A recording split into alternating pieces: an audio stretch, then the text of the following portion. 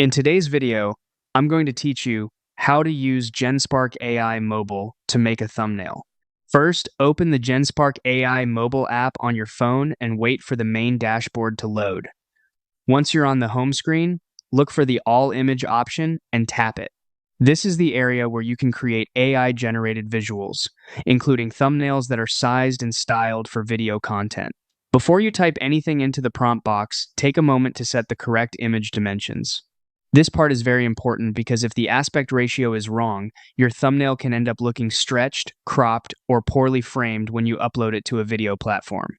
Near the prompt box, you'll see the aspect ratio settings. Open that section and choose 16:9.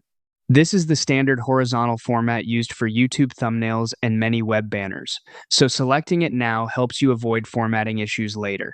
Once the size is set correctly, go ahead and type in your prompt.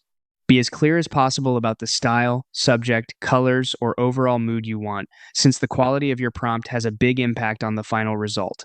A more specific prompt usually gives you a more polished and useful thumbnail image. After that, tap the model drop-down menu at the top of the interface. From there, select Nano Banana Pro or Flux. These models are a strong choice when you want sharper graphic details and more accurate texture rendering, which can make a big difference for thumbnails that need to stand out on a crowded screen. When everything looks ready, tap Generate. The app will take a few seconds to process your request and then show you side-by-side image variations. This gives you a quick way to compare different results and decide which version works best for your thumbnail.